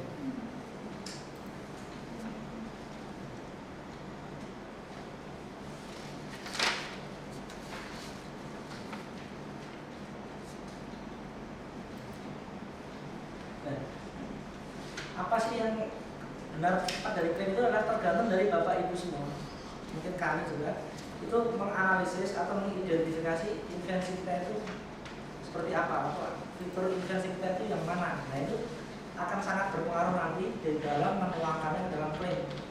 Kalau inti invensi kita itu sebenarnya adalah tahapan-tahapan dari metode, tapi kita mengidentifikasinya kurang tepat, berarti kita nanti juga akan menuliskan dalam klaim itu juga kurang tepat. Jadi menulis klaim ini memang tergantung dari analisis kita atau identifikasi kita terhadap invensi kita sendiri. Seperti apa sih invensi kita itu, intinya di mana? Intinya itu di tahapannya atau di alatnya atau di sistemnya secara keseluruhan yang mana? Nah itu yang perlu kita nanti perlu pengalaman di sini. Jadi semakin banyak kita menganalisis dari paten kita sendiri atau cara paten kita sendiri dengan paten pembanding itu akan memudahkan kita. Oh, inti intervensi kita itu terkait dengan sistem itu apa? Karena yang sudah ada itu terkait dengan sistem. Kita akan dibantu di situ dari hasil-hasil saksi tadi akan membantu kita dalam mengidentifikasi apa yang mau kita klaim. Nah, dalam penulisan klaim itu ada dua cara atau dua strategi dalam penulisan. Yang pertama itu kita bisa menuliskan klaim itu dalam satu bagian maupun dalam dua bagian. Nanti akan ada contohnya. Jika nanti klaim kita itu mau kita tuliskan dalam klaim satu bagian, itu artinya apa? Artinya kita belum ada dokumen pembanding yang sama dengan yang kita akan klaim, ataupun kita tidak menemukan dokumen yang mirip. Itu kita bisa dengan klaim dalam dua bagian. Nanti dijelaskan. Kalau klaim dalam dua bagian itu pasti ada dokumen pembanding yang mirip. Contoh, contohnya seperti ini. Contoh klaim dalam satu bagian. Contoh ini klaim produk alat suatu jas hujan dengan sepatu boot terpadu yang terdiri dari suatu jubah hujan dan sepasang sepatu boot, ada dua bagian penghubung. Kalau menuliskan klaim seperti ini itu klaim produk berupa jas hujan, kombinasi jas hujan dengan sepatu boot ini dianggap baru, dianggap belum ada dokumen pembanding yang hampir sama atau yang sama dengan ini. Bandingkan dengan yang ini. Suatu mangkuk sampai kata-kata dicirikan. Suatu mangkuk yang mempunyai suatu alas yang darinya memanjang suatu dinding berbentuk silinder dan suatu tangga pegangan yang ditempatkan pada dinding tersebutnya. Yang dicirikan oleh, ada kata kunci di sini, ada kata penghubung. Yang dicirikan oleh, berarti ini adalah klaim dalam dua bagian. Artinya frasa sebelum kata yang dicirikan tadi adalah milik dari dokumen yang sudah ada atau milik paten yang sudah ada. Kemudian paten yang punya kita yang mau kita ajukan adalah setelah kata-kata dicirikan. Mudahnya itu tracknya itu mengidentifikasi klaim dalam dua bagian. Kalau ada kata-kata yang dicirikan atau di mana dalam satu kelompok kata seperti ini, itu berarti dia pasti klaim dalam dua bagian. Sebelum kata-kata di mana atau dicirikan itu adalah dokumen pembanding atau paten yang sebelumnya. Jadi yang punya kita itu adalah suatu tutup yang ditempatkan itu ada. Jadi kita memiliki produk seperti ini Bapak Ibu. Produk yang berupa pegangan, kemudian berupa mangkok ini adalah milik yang sebelumnya. Kita menambahkan tutup yang dihubungkan dengan engsel. Nah, paten kita itu hanyalah tutup dan engsel ini. Meskipun produk kita adalah produk berupa mangkok yang ada penutup, tapi yang kita mendapatkan perlindungan adalah yang kita tambahkan itu, yang berupa penutup dan engsel. Tapi kita masih punya produk kita adalah berupa mangkok yang ada penutup. Jadi keseluruhan itu bukan hanya kita punya engsel dan penutup. Tapi jika kita ingin mendapatkan paten, nggak mungkin kita akan mengklaim yang berupa mangkok dan pegangan karena dianggap sudah ada. Jadi biar kita punya paten, kita harus menambahkan hal yang lain, yaitu tadi engsel dan penutup. Nah, cara menuliskannya bagaimana ya, kurang lebih yang seperti contoh ini. Itu nanti ekivalen dengan yang contoh yang proses Bapak Ibu, ataupun invensi yang lainnya. Suatu proses pembuatan ini yang terdiri dari tahap A, B, C, D. Mungkin ada di bawah tahapan tadi ada kata-kata dicirikan dengan. Jadi yang punya kita itu bukan tahapan A, B, C, D tadi, itu sudah disampaikan di dalam pembanding sebelumnya. Yang punya kita, kebaruan kita adalah misalnya ini adalah dengan perbandingan 1 banding 5. Jadi dengan menambahkan sedikit dari satu tahapan saja, itu masih tadi masih baru, dianggap baru. Jadi contoh menuliskan klaim dalam dua bagian. Jika sudah ada pendahulu sebelumnya. Karena apa? Mungkin hampir pasti ya Bapak ya, invensi yang kita lakukan saat ini itu tidak mungkin semuanya 100% itu baru. Mungkin sudah ada dari literatur yang sudah ada, dan itu perlu sebagai pengantar dari klaim, tulisan dari klaim. Nah, kemudian kita mengembangkan kita itulah dituliskan setelah kata-kata dicirikan. Meskipun itu hanya sedikit saja, itu masih dianggap baru jika berbeda.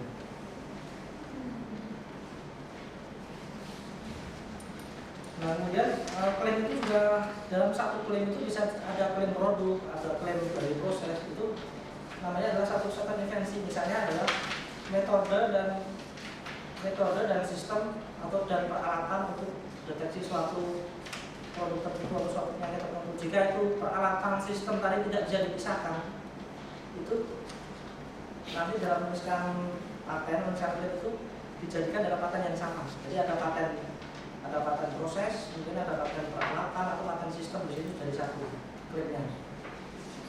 Jadi dalam paten itu tidak hanya proses ataupun produk saja, bisa produk dan proses itu menjadi satu jika proses dan produk tadi tidak bisa dipisahkan.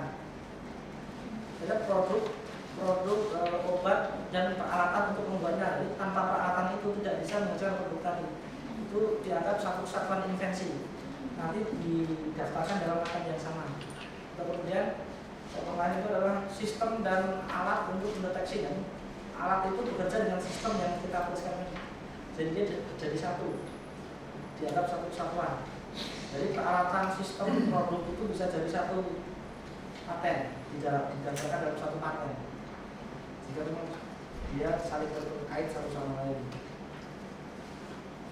Mungkin kalau dari penelitian Bapak itu kan bagian besar kan terkait dengan sistem tahapan-tahapan sistemnya, peralatan atau bisa dijadikan satu nanti dalam penulisan.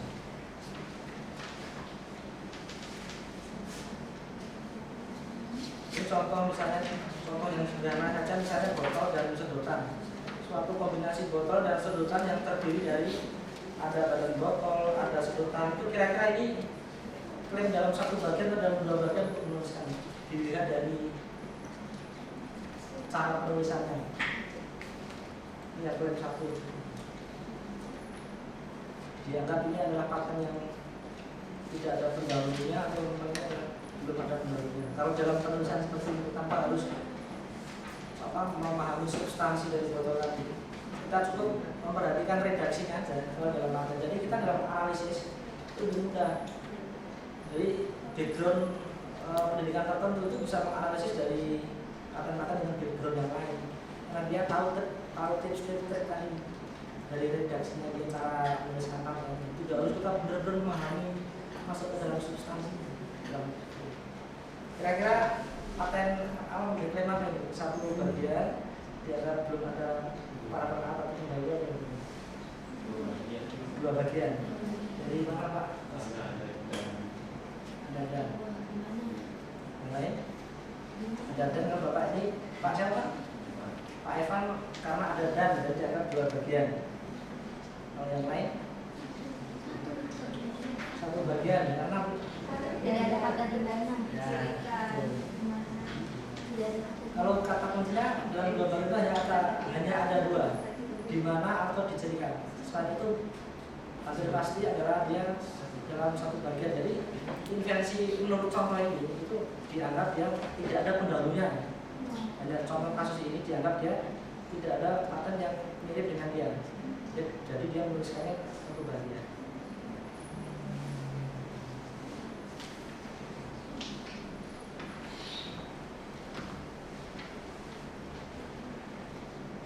Ya, kemudian kalau kita sudah menuliskan dalam klaim pertama, suatu kombinasi botol, kan? Klaim satu kan sudah kita tuliskan. Kita ingin menjelaskan dari klaim satu lagi, kita tidak menuliskan di klaim 2, klaim 3 dan seterusnya. Mengacu pada klaim 1. Misalnya ini suatu kombinasi botol tadi sebagaimana klaim 1 atau mengacu pada klaim 1 di mana sedotan memiliki. Ini bukan berarti ini klaim dalam dua bagian, karena kan mengacu pada klaim 1, masih kelanjutan dari klaim 1. Jadi yang dari bagian-bagian dari klaim 1 tadi masih perlu kita jelaskan lagi fitur-fitur yang lebih spesifik. Bisa dituliskan di klaim 2 atau klaim 3. Kombinasi botol dan sedotan sebagaimana klaim 2 di mana badan botol memiliki ini. Nah, kemudian ada kasus seperti ini Bapak Ibu ya. Ternyata yang klaim 1 ini yang badan botol dan sedotan ini dianggap sudah tidak baru atau sudah ada pendahulunya. Yang baru itu adalah fitur spesifik yang nomor 2 dan nomor 3. Kira-kira solusinya bagaimana Pak Ibu? Klaim 1 ini dianggap sudah tidak baru. Botol dan sedotan kan mesti ada badan botol dan sedotan, itu sudah biasa. Nah kita hanya punya fitur spesifik dari tadi, penjelasan dari sedotan memiliki bagian tengah yang fleksibel sama dengan badan botol memiliki penutup di bagian atasnya. Yang baru punya kita adalah klaim 2 dan 3, sedangkan klaim 1 dianggap sudah tidak baru. Nah, kira-kira menuliskan klaimnya bagaimana? Nah, klaim 2 dan tadi tinggal dinaikkan, kemudian ditambahkan kata-kata dijadikan. Ya betul sekali itu. Nah, kurang lebih seperti itu aja. Yang klaim 2 dan 3 tinggal dihapus, dikopi dinaikkan ke atas, sampai dengan dijadikan dengan sudah menjadi baru. Jadi kombinasi jodoh tadi dianggap masih baru karena ada kata dijadikan. Ada triknya kayak gitu. Kemudian ada karena apa Bapak Ibu? Mungkin ada kasus seperti ini Bapak Ibu. Yang nomor 1 dianggap sudah tidak baru. Nah, kebaruan kita itu nomor 2 dan nomor 3. Nah, kita menuliskan klaimnya itu seperti ini. Seperti contoh. Nah, klaim 1 kan yang klaim 1 kan klaim utama Bapak Ibu ya. Klaim 2 kan mengacu pada klaim 1. Nah, kalau klaim 1 sudah terantisipasi kebaruannya berarti dia dianggap tidak baru atau dengan kata dia betul.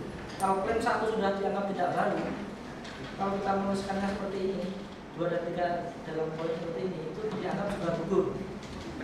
Ya, makanya dalam perbaikan paten yang fitur-fitur spesifik yang nomor 2 nomor 3 itu tinggal dinaikkan saja. Jadi nanti cuma ada satu klaim strateginya gitu. Karena klaim utama gugur, klaim turunannya juga ikut gugur. Kalau makanya tergantung mungkin klaimnya sudah benar, cara penulisannya seperti ini ya dianggap secara hukum dia masih mengikuti yang pertama, jadi dianggap gugur.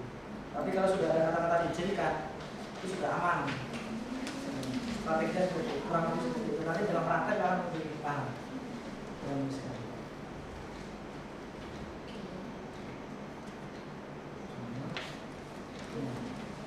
Ini ada trik dan strategi, mungkin ada dikatakan dilema di sini ya Bapak Ibu ya. Memang dalam menuliskan klaim itu kita harus menuliskan yang luas biar orang lain atau pihak lain tidak mudah masuk.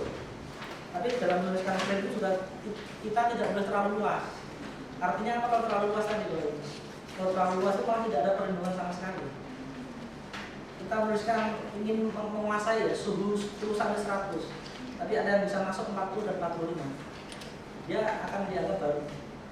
Jadi menuliskan klaim cukup dengan secara ilmiah itu masih bisa dijangkau oleh ilmiah. Misalnya suhunya memang 10 sampai 100, tapi kita cukup dengan 40 sampai 60. Sejauh mungkin dijangkau secara ilmiah, tapi jangan terlalu luas juga. Kemudian menuliskan klaim juga jangan terlalu sempit. Tadi kalau terlalu sempit itu kan orang lain juga akan gampang mendapatkan paten yang lain. Jadi kita mesti membuat range atau kisaran tertentu, tapi juga jangan terlalu sempit. Kemudian klaim harus apa yang kita klaimkan itu harus kita tuangkan, harus kita jelaskan di dalam uraian lengkap invensi. Jadi kalau Bapak Ibu mengklaim suatu proses atau suatu alat itu harus diuraikan, dijungkum secara lengkap di dalam uraian lengkap. Uraian lengkap di sini boleh lebih luas dari klaim, tapi kalau kita tidak menuliskannya di dalam uraian lengkap itu kita tidak bisa mengklaim. Kita hanya menerangkan atau menguraikan terkait proses. Kemudian tiba-tiba kita mengklaim tentang alat, dan alat itu dianggap nanti klaimnya tidak ada, disuruh menghapus karena tidak didukung, tadi tidak dijelaskan dalam deskripsi.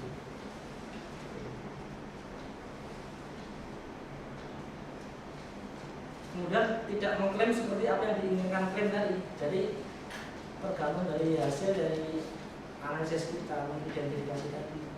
Kalau kita bisa mengidentifikasi yang tepat dan pas, nanti kelebihan perbedaan dari gembor atau penyiram tanaman dengan ini apa? Sama-sama dia menuangkan lebih dari satu.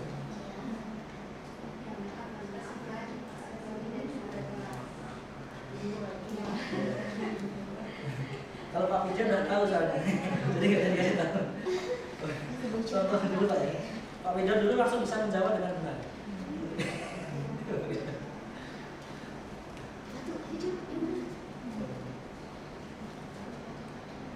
Jadi kadang-kadang kegagalan dalam invensi itu karena dalam mengajukan paten itu bukan karena kita menuliskan klaim, mengidentifikasi itu kurang pas, kurang tepat. Mungkin nulisnya sudah benar, tapi kurang tepat mengidentifikasi. Suatu alat yang dapat menuangkan air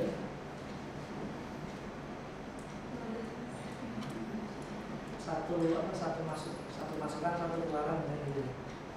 dengan apa secara apa. Kalau kita menuangkan penyiram air ke dalam gelas gimana Bapak Ibu?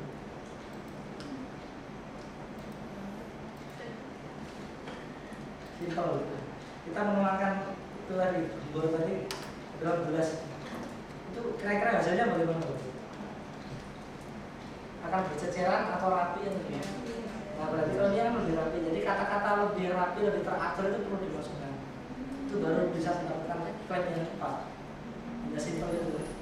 Jadi dapat menuangkan air dengan tepat pada sasaran lagi. Ada kata-kata itu bisa nanti bisa di explore dengan penelitian Bapak Ibu. Ketepatan dalam menulis dalam identifikasinya akan menentukan dari klaim yang benar dan tepat. Kamus ini sudah ada juga. Formatnya seperti ini Bapak Ibu. Kita menyiapkan formulir nanti untuk pengisian ini Bapak Ibu tidak perlu khawatir ya, karena akan dibantu oleh pendamping dari dan panitia dari sini.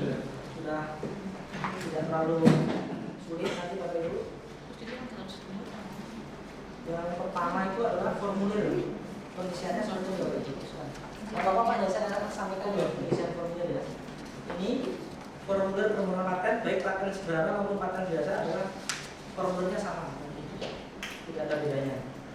Di sini nanti kosongkan saja di jilid 17. Kemudian di sini adalah nama pemohon Bapak Ibu. Dalam hal ini pemohonnya adalah Universitas Gunadarma. Karena apa Bapak Ibu? Karena Bapak Ibu adalah bekerja di dalam Universitas Gunadarma. Jadi dalam paten undang-undang pasal 12 itu adalah pemohon paten atau pemilik paten adalah pemberi kerja. Di mana instansi Bapak Ibu bekerja. Kecuali bekerja di tempat lain Bapak Ibu jadi pemohon bisa dituliskan. Tapi dalam kaitan dengan hubungan kerja, pemohon paten di sini adalah instansi di mana Bapak Ibu bekerja. Jadi tinggal dituliskan di sini nanti nama pemohon adalah Universitas Gunadarma. Nah, pemohon di sini boleh lebih dari satu, misalnya Universitas Gunadarma dengan industri apa atau dengan kampus lain, misalnya ada perjanjian bahwa nanti yang memiliki paten ini adalah 2 kampus, bisa ditentukan di sini pemohon 1 siapa, 2 siapa, tidak ada batasannya, bisa 5 misalnya, tapi biasanya cukup 1. Kecuali kalau ada kerjasama Pak, ya bisa 2 pemohon. Selanjutnya setelah kita isi di sini ada nama, alamat, nomor telepon lengkap, alamat kantor ya, alamat nanti untuk surat menyurat. Nah sekarang perlu ditambahkan ini Pak video, jadi nanti ide sama nomor HP Pak yang mengajukan, jadi nanti komunikasinya lebih mudah. Kalau ada perbaikan langsung dikomunikasikan dengan pendamping atau mungkin mendaftarkan Pak. Tuliskan nomor HP aja untuk bisa komunikasi lebih langsung. Selanjutnya kita pilih nanti jenis paten di sini, paten biasa ataukah paten sederhana. Tinggal dipilih salah satu. Kalau kita ingin mengajukan paten sederhana, nanti paten yang tulis paten yang biasa itu kita coret saja. Kita kasih tanda silang. Kalau kita ingin mengajukan paten biasa, di sini paten dan paten sederhana kita coret. Dipilih salah satu. Nah untuk bagian berikutnya itu konsultan dan lain-lain kita kosongkan karena kita tidak menggunakan konsultan, kan kita mendaftarkan langsung di sini kan kampus. Jadi untuk bagian konsultan kita konsultan di kosongkan aja, diabaikan. Selanjutnya dituliskan judul invensi yang sesuai dengan berat paten tadi tidak perlu ya. Diperhatikan bahwa judul yang kita tuliskan di sini itu harus sama dengan yang di formulir. Tidak boleh ada kesalahan kata atau perbedaan. Diperhatikan harus sama dengan yang di formulir. Nanti pecahan paten dikosongkan saja. Selanjutnya di sini nama-nama inventor Bapak Ibu. Ada berapa? Mungkin ada 5 orang, 1 orang. Tidak dibatasi jumlah inventor di sini. Ya. Jadi yang berhak menjadi inventor adalah yang berkontribusi terhadap penelitian Bapak Ibu di situ. Yang itu kan Bapak Ibu mungkin dosen pembimbingnya atau mahasiswanya sekarang ditulis yang dia membantu penelitian Bapak Ibu.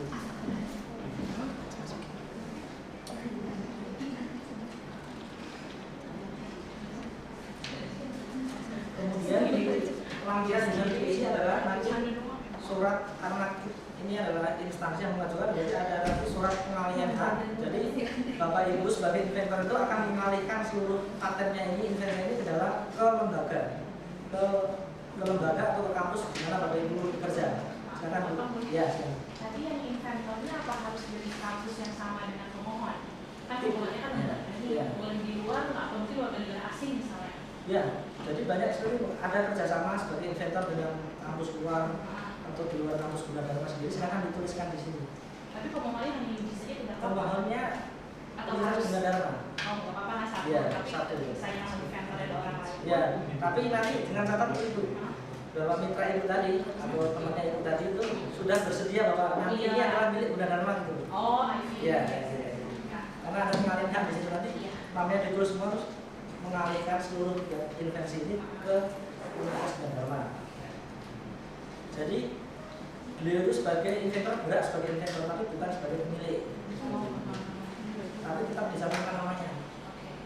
Kalau aku Iya. mungkin tahu nggak kalau misalnya dosen juga kalau Iya. itu nanti hukumnya bisa dipakai meskipun dia bukan Ya, orang. pasti lu bisa. Bukan pemilik gitu ya.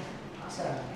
Karena dia bukti dari pengajuan angka kredit kan dari formulir itu dari dia masuk sebagai inventor saja. Inventor, ya. Iya, jadi dari inventor.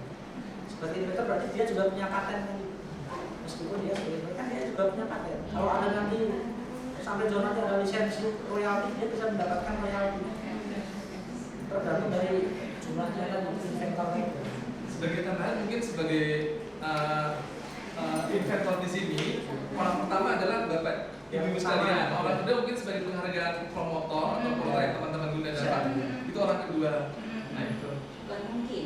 harus ya karena sebagai Karena itu penghargaan kerjasama antara mahasiswa dan dosen. Jadi antara dosen dan dosen. Jadi inventor ini biasanya lebih dari satu. Selain mungkin ini promotor keduanya mungkin siapa atau mungkin Iya. siapa lagi monggo.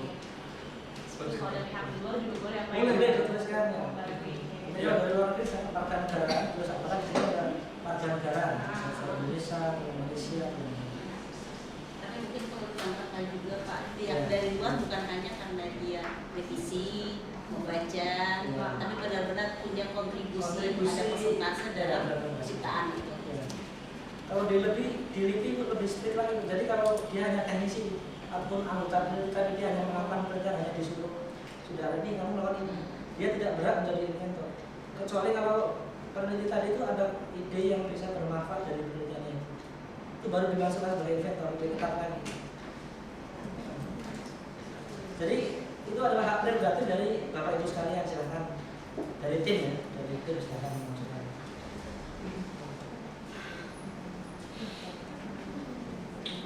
Kemudian nanti itu Bapak itu melampirkan surat pengalihan hak, kemudian surat bukti kepemilikan invensi, surat pernyataan nanti di lampiran selanjutnya, kemudian surat pernyataan invensi dari pengacu dari kepala LPPN gitu.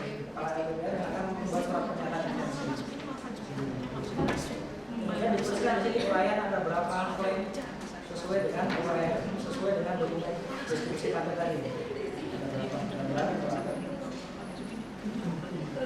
Nah, kemudian di sini adalah tanda tangan dan stempel dari pemohon di sini. Dalam hal ini mungkin kepala LPPN Universitas Gunadarma di sini. Sebagai tanda tangan.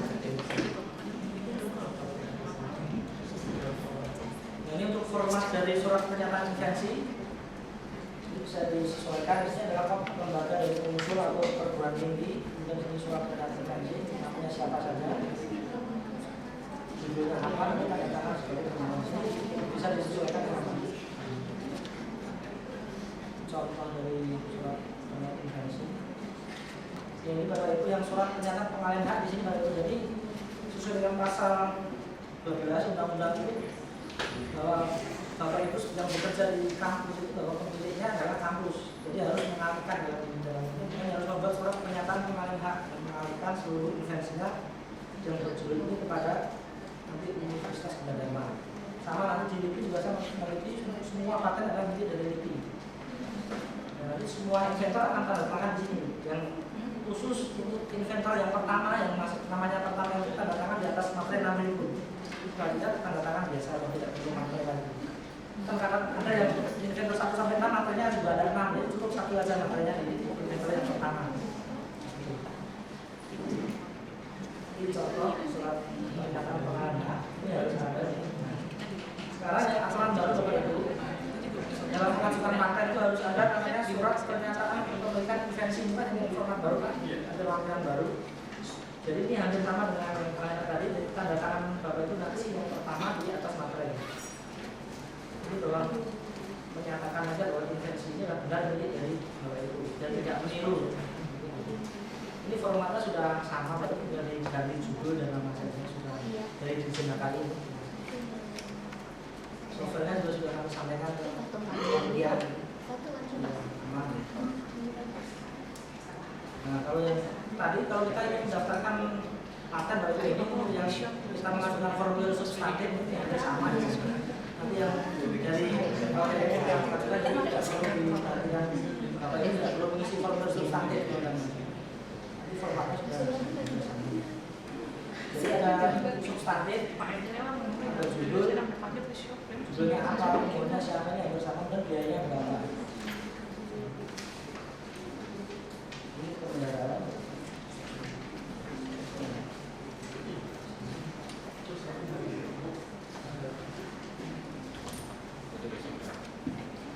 Jadi itu jalannya nanti pendaftaran paketnya nggak seperti itu. Nanti setelah dokumen semuanya lengkap tadi ada 4 rangkap rapat, ada formulir dan lain sebagainya. Itu nanti dari kampus akan dibawa ke Dirjen HKI di Kuningan Jalan Said. Kemudian akan didaftarkan. Nah, untuk pendaftaran paten itu kan ada biayanya. Sudah ditanggung dari pemohon, sehingga dari kampus. Kalau misalnya nanti hasil dari paten Bapak Ibu ada paten sederhana itu ada biaya pendaftarannya 125.000. Pendaftarannya dan pendaftaran substantif itu 350.000 cukup murah kalau kita sederhana, tidak mahal. Jadi kalau paten Bapak Ibu ada paten biasa itu pendaftarannya 450.000. Dan substantifnya adalah 2 juta. Kemudian setelah kita mendaftarkan paten di sana, kita langsung pada hari itu juga kita akan mendaftarkan nomor paten Bapak Ibu. Jadi dengan nomor paten Bapak Ibu itu yang sudah didaftarkan saat hari itu juga didaftar, itu Bapak Ibu sudah mendapatkan perlindungan. Jadi perlindungan paten itu sejak kita mendaftarkan. Jadi teknologi kita sudah dikunci di sini di pendaftaran, jadi orang lain juga sudah tidak bisa masuk. Sudah aman sudah mendapatkan pendaftaran. Jadi bukan dihitung sejak branded kan lama mungkin ya. Perlindungan kita sudah dari sejak pendaftaran. Nah, setelah pendaftaran di situ nanti maksimal 3 bulan dokumen-dokumen yang tadi kita ajukan, draft dan tampilan itu akan diperiksa secara formalitas. Apakah penulisannya sudah pas, formatnya sudah ada belum surat pengalihannya dan lain sebagainya, itu akan diperiksa maksimal 3 bulan. Nah, jika nanti biasanya 1 bulan setelah daftar sudah ada surat pemberitahuan pemeriksaan formalitas telah dipenuhi atau masih ada kekurangan itu akan diberitahukan. Itu kita diberi waktu sampai 3 bulan setelah pendaftaran untuk perbaikan atau melengkapi. Nah, itu perlu diperhatikan di sini loh, nanti komunikasi. Nanti mungkin Pak Video sudah akan komunikasi lebih aktif dengan Dirjen HKI. Jadi begitu ada kekurangan langsung sudah tidak lanjuti. Mungkin kalau perlu Bapak Ibu sebagai inventor mungkin akan menghubungi komunikasi di situ. Nah, setelah di pemeriksaan formalitas itu alurnya Bapak Ibu ya, invensi Bapak Ibu akan diumumkan, akan dipublikasikan. Publikasi ini adalah masanya adalah 18 bulan Bapak Ibu. Jadi sangat lama, jadi 18 bulan sejak didaftarkan itu baru akan dipublikasi, dan masa publikasi itu adalah 6 bulan dari 18 tambah 6 berapa Bapak Ibu? Sudah 2 tahun baru kita bisa syarat diperiksa substantif itu adalah setelah berakhirnya masa publikasi.